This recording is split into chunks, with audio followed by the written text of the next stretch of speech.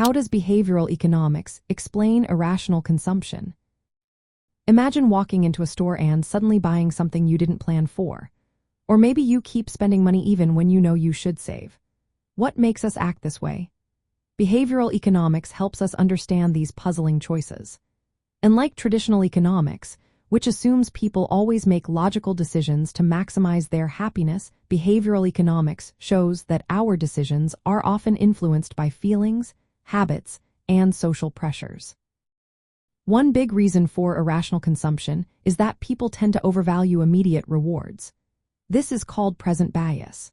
For example, someone might buy a new phone now instead of saving for future needs because the pleasure of having the new gadget feels more urgent. This kind of behavior impacts overall consumption levels and savings rates in the economy. When many people act this way, it can cause fluctuations in how much money is spent and saved across the country. Another factor is that we use mental shortcuts or heuristics to make decisions. These shortcuts can lead to mistakes. For instance, overconfidence might make someone believe they can afford a luxury item when they actually cannot. Loss aversion is another bias where people feel the pain of losing money more than the joy of gaining the same amount. This can cause consumers to avoid risky investments or to hold onto bad purchases longer than they should. Social influences also play a big role. People often buy things to fit in or to boost their social status, even if they do not need or cannot afford those items.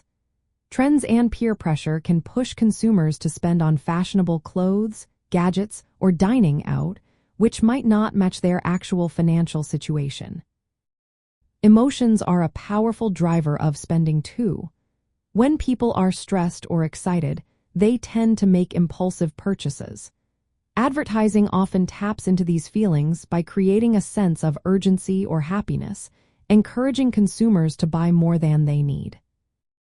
Default options and inertia also influence consumption.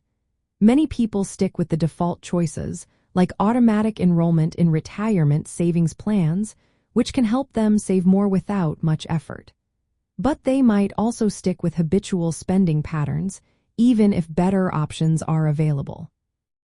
From a macroeconomic view, these behaviors affect overall demand for goods and services.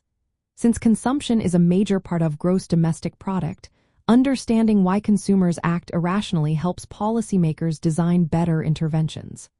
For example, they might use nudges, small changes in how choices are presented, to encourage saving or healthier spending habits. In summary, behavioral economics explains irrational consumption by showing that human decisions are often driven by psychological biases, emotions, and social influences. Recognizing these factors helps us better understand economic fluctuations and craft policies that guide consumers toward more balanced spending and saving habits.